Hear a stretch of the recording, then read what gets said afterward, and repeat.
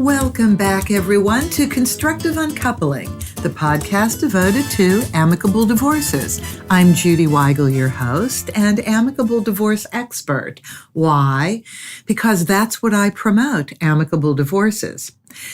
I thought we should have a little fun today while we learned. So this episode is about famous people, celebrity issues, and or unusual relationship issues that I found in the news. You know, I love celebrities. I've always worked in the entertainment industry prior to family law. I've booked many celebrity acts and non-celebrity acts. The reason why I love celebrities so much is because to be a celebrity, if you're in the music industry or acting, entertainment industry at large, you generally have to be really good at what you do. And so I always respect people's talent and hard work. I also know from being in the industry that you have to have a lot of courage to go on stage and to perform. And I think that level of courage is very enticing to me, and I love it. So anytime I see something in the news that has to do with celebrities and their relationships, my ears perk up, especially now since I'm in the divorce business. So the first article that caught my eye the other day was an issue between Phil Collins and his third ex-wife, Orion Sevi. And just forgive me if I'm saying these names wrong. Obviously not Phil Collins, but the third ex-wife, Orion Sevi. Well, first of all, let me start by saying that it's a 40 to 50% ratio of people getting divorced in their first marriages. It literally goes up to 75% of the people in their third marriages end up getting divorced, which I kind of think is weird because one would think that the more you get married, the better you would be at it. And the more you get married, that's your commitment to being a relationship-oriented person. Apparently not so. Apparently the numbers are not in our favor. Okay, so here's what I read. So Phil and Orion get divorced a few years ago. And they're living on Star Island in Miami, hugely exclusive place. About 4 years after the divorce, they got back together again, and she's living in the house with him on Star Island. So here's the history check I read on Yahoo. The legendary musician, 69, Phil Collins, and Sevi, 46, nice age difference, love that, went through a protracted, horrific divorce after an almost 10-year marriage. The two split in 2008. Okay, this is 2020. And after the former Genesis frontman shelled out a record $46.7 million to her, in 2016, they managed to patch things up. And this is really cool for the sake of their sons, Nicholas, 19, and Matthew, 15. Okay, well, Nicholas, 19, I don't know if this was 19 when they patched up or 19 now, but it doesn't really matter what age your children are. They still get really upset over the divorce. So back to the article, things seemed pretty peachy for the reconciled couple for a while, despite a few health setbacks. Together, they ran the Little Dreams Foundation in South Florida, and Sevi ran her jewelry store, OC Jewelry, for Orion Sevi, in the Design District, Miami. Fast track to the current year from hell, 2020. Sevi apparently eloped to Las Vegas back in August to get hitched to a rando named Thomas Bates, who was just 31, the UK Mirrors reports. Okay, so Sevi was 46, to Phil Collins is 69, and now Sevi's new husband, Thomas Bates, is 31 to her 46, or is she older now? I don't know. Collins reportedly got wind of the nuptials How? I don't know, but there is social media and people talk, and is attempting to toss Sevi from the lavish digs that in the Air Tonight singer, God, that was such a cool tune back in the 80s. There's something in the air tonight. Bought for $33 million in June of 2015. Per the Daily Mail, the Swiss native was still there as of Friday, Sevi, and recently posted videos of one-on-one boxing sessions poolside with trainer Kevin Cunningham. Her Instagram account has since been set to private, never a good sign for a public figure. Sevi's lawyer, Frank Meister, told the Miami Herald that they had no comment about the case. We will deal with Mr. Collins in the courthouse, not the gossip column. Okay, lots going on here. Not the least of which is, A, I don't know Florida law. I just know behavior. So cool that they got back together for the sake of their sons. Huge marks for that. So uncool if Orion, got married without telling Phil and then returned back to the Star Island home, which this article kind of indicates she did. Well, what is Phil to do? What is a drummer rocker to do when his ex-wife, who's been living with him for the sake of the kids, has now remarried and comes back home to live? But so where's the husband? Where's the new husband? Where is Thomas? Where's Thomas Bates at? So as the amicable divorce expert, and let's just go to amicable expert, period, you still have these two kids. So it still goes back to you have to co-parent these children, even though one of them may not be a minor anymore and the other may still be a minor. You still have these children in your lives. People do outlandish things. I mean, if I could tell you the stories, the real life stories that walk through this house, it would knock your socks off. I am in astonishment that people make the decisions that they make. Literally an astonishment. So, but you still have these kids. Okay. A, should she still be living there? Okay, that's up for Phil. That's up to Phil to say, not me. Phil says no. How do you get her out of the house? Does this become a landlord-tenant issue now? Which it may. Who knows?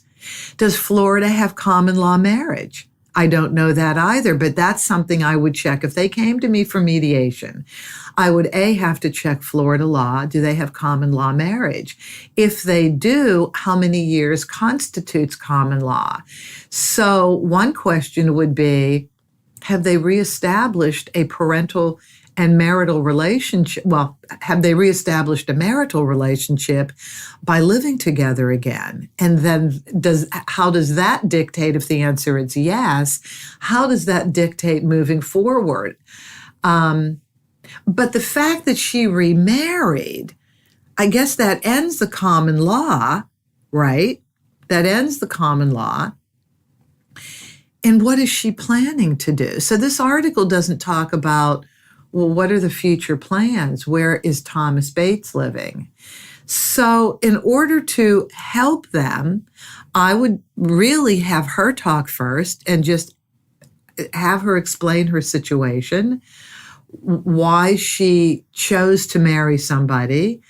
Did Phil know she was dating? Was this supposed to be an open relationship where they could both date, but living together for the sake of the kids, maybe until the younger was out of high school? You know, there's a lot going on here that you need to ask questions of. And then I would ask Orion, well, what do you plan on doing? Do you want to live with your husband?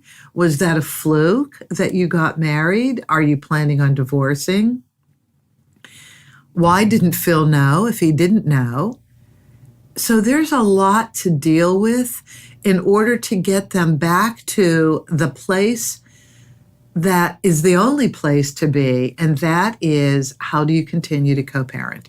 That's where I would go as the amicable mediator in this. How do you plan on co-parenting? How do you show your children modeled behavior that is positive, that is healthy, that's responsible, and that doesn't rock, no pun intended, Phil, doesn't rock everybody's world? Because that's where this sits as far as I'm concerned. It sits with the co-parenting. Yes, if this broke Phil's heart, he will have to deal with it. Therapy, self-awareness. So yes, he has a lot on his plate personally, but he still has to be engaged as a co-parent. And so that's where I would go with both of them in terms of how to have the healthiest relationship moving forward for their children, since that's why they live together after the divorce for their children. Okay, now, in other celebrity news, there is a co-host of an early morning radio drive show in Los Angeles, although they are syndicated out in several other cities and maybe another country or two. And the topic came up as one of the bits on the show: is this a divorceable offense? Something that his wife did. Is this a divorceable offense? So, of course, I listened to the bit to see if they came to me and asked for my help as an amicable divorce expert or an amicable communication expert, because within all of this, the skills of communication and reality come into play. So here was the potentially divorceable offense. So the morning talk show host and his wife had a ritual of watching Netflix shows together. And he, at least, really enjoyed that. He enjoyed his time with her. So they planned on binge watching something. They planned the night, had dinner. We're going to watch it. And obviously, when you're on an early morning show, you have to go to bed early. So I'm assuming this was an early dinner and an early time frame to watch. And then he would go to bed, get up the next day, unless it was over the weekend. So if it was over the weekend, obviously, time frames are different. So anyway, but here's the point. She, when they had their time together, wasn't really engaged. She was on her phone. She was communicating with other people.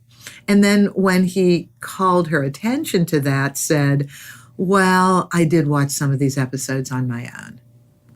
Ooh, hurtful. Divorceable? Not yet. Hurtful?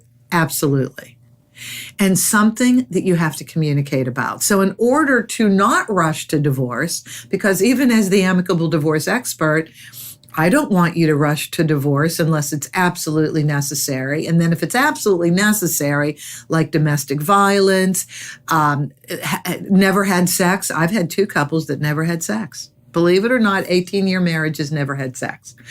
So it depends on what the condition of the relationship is, but this isn't a good sign. And so the question becomes, is this a standalone event? Was this the only time this happened? Or has this happened before? A, not engaged in the activity, knowing this is what your spouse loves and thinks you love it too.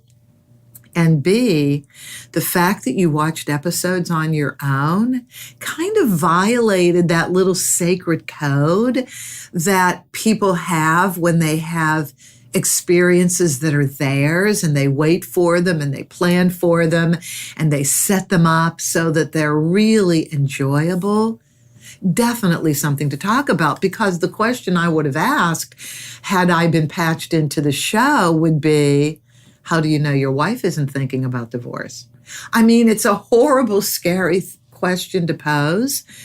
But when you have somebody that's detached like that, either they're not satisfied with the relationship or they lack empathy skills. They don't understand that what they're doing is hurtful to their partner.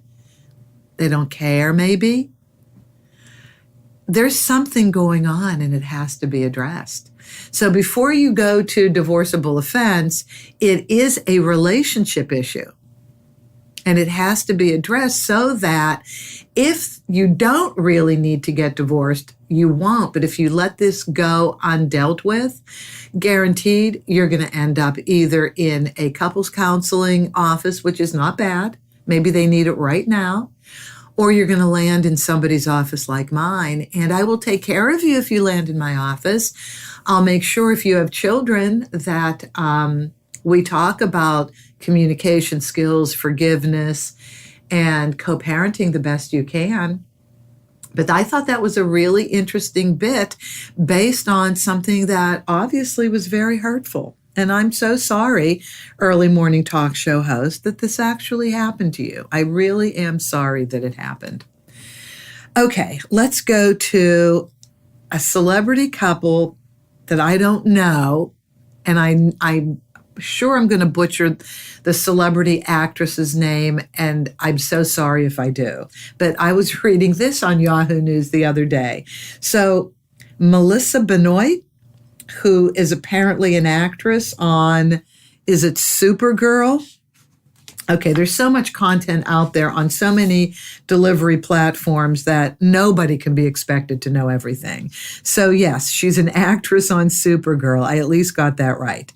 And her boyfriend, not husband, Blake Jenner, obviously was physically, mentally, and emotionally abusive to her. So there was an apology in the trades the other day. He was apologizing to her for the abuse. I guess it happened a while ago, but he's now getting to the point of being able to apologize. But he did indicate that even though he was wrong and he must apologize, she was a bit of a perpetrator too. So here are my questions about this relationship. Great that the perpetrator apologized. So great that Blake Jenner apologized and he's going to get help. Excellent. So he took responsibility for his actions. When you take responsibility for your actions, you're not supposed to say, but you brought it on, except for, what if they did? What if the other person actually did bring it on? So in the world of relationships, heterosexual relationships, I have, not that one person's more at fault than another. It's just these communication skills. It's just the way we deal with injustice. It's just the way that we pick at our partners that really does advance sometimes behavior out of our partners that's not good behavior. Now, maybe blank has anger issues. So the first thing I would ask is, what was your childhood like? Did you grow up in a volatile, emotionally, physically, mentally volatile home? Did you learn physical abuse? Did you learn rage? Because if that's what he learned, okay, he has to unlearn it. And then Melissa can maybe process him in a different way. Not that it's good. No, it doesn't absolve you. It's something that has to change, that behavior, that abusive behavior. But at least she can maybe lessen up on the blame if she's blaming. It's easy to blame. And then at some point, forgiveness. She has to release herself from any anxiety. She has to release herself from the hurt by forgiveness. That's her release. That's her get out of emotional jail free card, is forgiveness. So I would ask if they came here and wanted to do a mediation so that they could amicably leave the relationship. I would say, well, first of all, was your entire relationship filled with volatility and jealousy as the article stated? And if so, why? And this is an opportunity, because this is my philosophy, this volatile relationship can be an opportunity to figure out a few things. A, why did you both stay in a relationship that had this level of jealousy and volatility? How long was this relationship? And when Melissa first experienced physical abuse, I mean, we tend to take mental and emotional abuse for a while because it takes us a while to figure out what's going on. Those of us who are on the receiving end of it, it just takes a little while. But when it becomes physical, that's when we all need to walk now. That's the deal breaker. Physical is the deal breaker. And so I would then ask, how long was the physical abuse going on? And why, Melissa, did you accept it? Not to make her wrong for accepting it, but for her own self-awareness. Did she come from a home where there was physical abuse? Because people tend to choose relationships that they're familiar with from the way they were raised. Maybe they both came from abusive relationships, familial relationships, and ended up choosing partners that were familiar to them. And so they need to be aware of this pattern so that they don't choose, again, a volatile person who's going to abuse them. And did the abuse really come from both ends? Talk about that. And let Blake talk about, well, how he felt he was triggered so that she could either digest this in a way that made her see maybe her behavior was, maybe it was her tone of voice, maybe it was always making him feel belittled, even though she may not have intended to. Was her career bigger than his career? This is very tough. When a woman's career is bigger than the man's career, it is a very difficult situation for a man to accept. And when couples come through the door here at Divorce Resource and the woman out-earns the man, or even if the woman has inherited so much wealth, the man feels belittled. Those are relationships that typically can't last. Culturally, it doesn't work. Men do need to feel like they're on top financially and professionally. And maybe men have great jobs and they love their jobs, but their jobs will never make the kind of money that their wives have inherited, or maybe the kind of money their wives make because of their chosen professions, the wives' chosen professions. It's just a tough situation to work within. Was that part of it? You want to make people aware that these situations typically aren't survivable so that they don't blame themselves, each of them, so they don't blame themselves.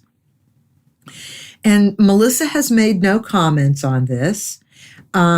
But naturally, her fans are siding with her. Well, okay, fans, that's good. Give her a lot of love. But you really do have to dig deeper. The fans can't even play the blame game. That's not a good thing for the fans to weigh in like that. You really do need a lot more information. All right, now, the last two are not celebrity, but they were in the news and they do happen to people. So the next one is about a co-parenting situation where the couple is already divorced and they have a minor child who stays with each parent. The mother has apparently taken up with somebody who is a vegan. And she wants the son to be vegan. Well, I think we all know what vegan is, right? True vegan, it's not about being a vegetarian. It's about you can eat no products that come from an animal whatsoever. Butter, eggs, can't have any of that. So there's alternate kinds of butter. And actually, in Los Angeles, there's phenomenal vegan restaurants and killer vegan cookbooks. And there's combinations of food that give you protein, but not everybody wants to do that. Now, my sister, when she got divorced, put her 3 kids on a vegetarian diet. They revolted like crazy. So this is a tough thing for a mom to do. What do you do when you want to go on a different type of eating program, and the eating program is actually quite good? Can you really insist that your children go on that same program? Well, the ex-husband says no. He says the boyfriend is kind of a hippie and he's a vegan. So now he's they're imprinting this on the son. Okay, so if this couple came to me, now that they're in the news and getting a little bit of celebrity status, if they came to me, I would say, well, is it even possible to show your child two different diets? To introduce your child to a vegan diet, if it's a well-balanced diet and isn't filled with carbs and fat, and his regular animal protein diet.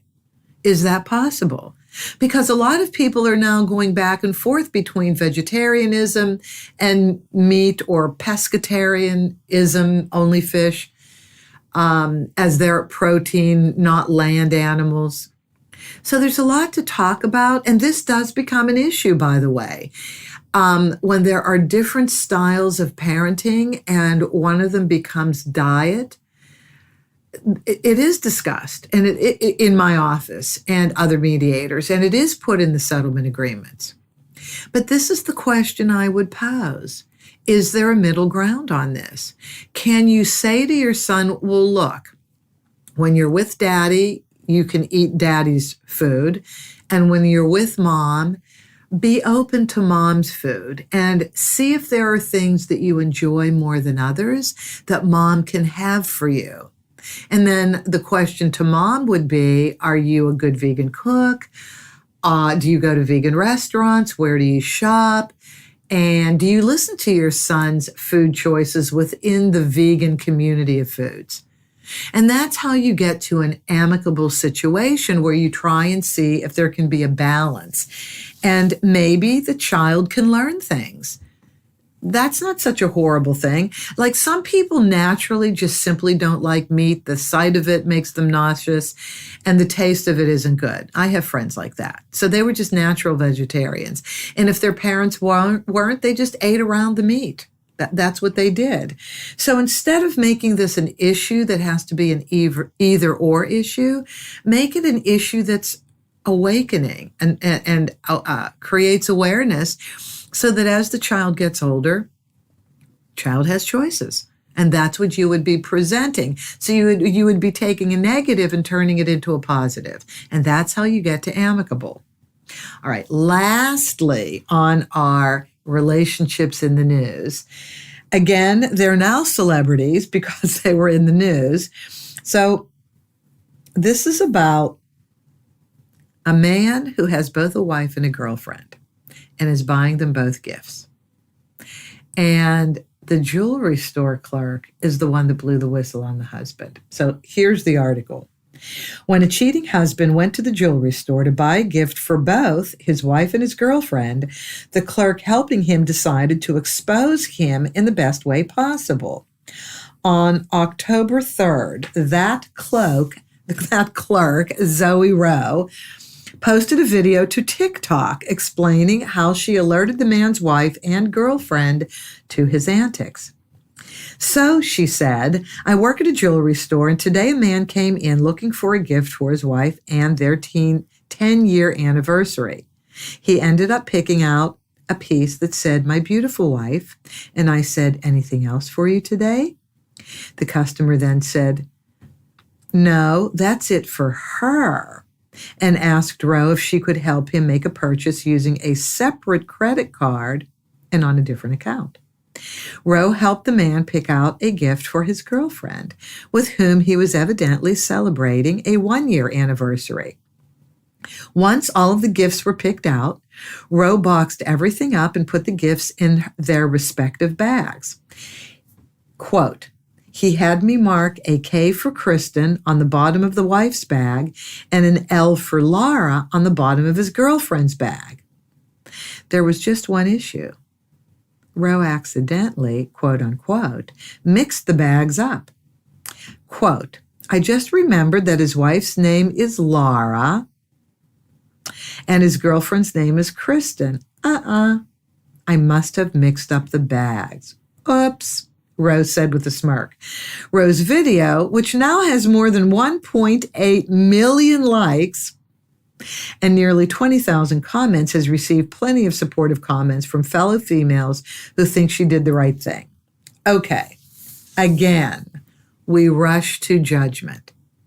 We really don't know what's going on in this relationship. What if he and his wife don't have a conjugal relationship anymore? And this is his only way of having a conjugal relationship. What if? I'm just posing what ifs. As a mediator, I have learned not to rush to judgment. When we rush to judgment, we could really be hurting and destroying people unnecessarily. Now, maybe he's a dirty dog, I don't know. But if the wife and he, and maybe even the girlfriend, if all three of them came to my office so that I could help them work out the situation, and maybe even the store clerk. What if the store clerk created a situation that ruined everybody's life? What if that? I mean, this is where social media may not be the best option for exposing people, because you can really ruin people's lives. I mean, comments on Yelp have ruined people. I mean, I just think we take license that we should never, ever, ever take.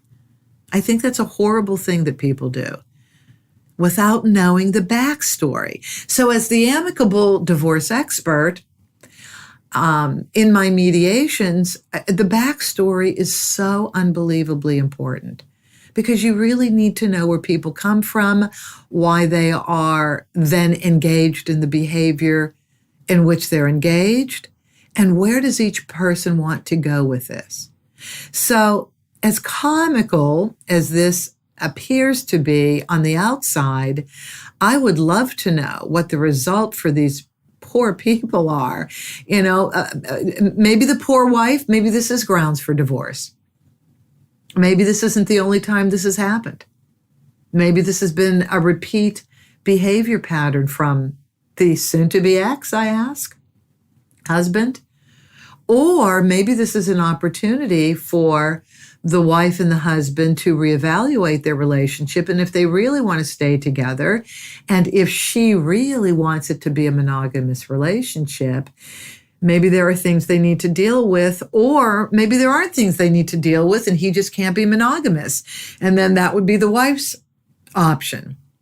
Do I want to live in a relationship that is not monogamous? Some people do.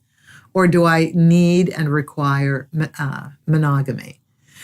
So that's where I would go with the discussion, not to blame, but to figure out why. For them to figure out why and discuss it and see if they can't come forward with a game plan. Now, what if they have minor children? How are we ruining the kids' lives?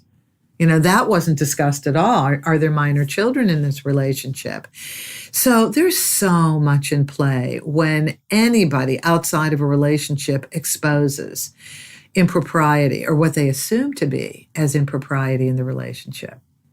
It's really a tough call. So I'm not all that comfortable with what, Zoe Rowe did? But let's use this as an opportunity to reevaluate the relationship and see where they go from here. So anyway, I hope this was helpful to any of you going through similar situations. You have been listening to Constructive Uncoupling, the podcast devoted to amicable divorces.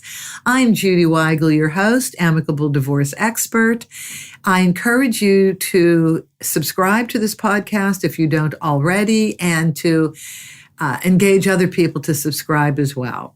You can reach me at my email, Judy, Judy, at constructiveuncoupling.com, Judy at constructiveuncoupling.com. If you want to give me some topic ideas for the upcoming shows, or if you would like to reach me if you live in Southern California for divorce issues, divorceresourceinc.com is my website, divorceresourceinc.com. Thank you so much, and I look forward to next week.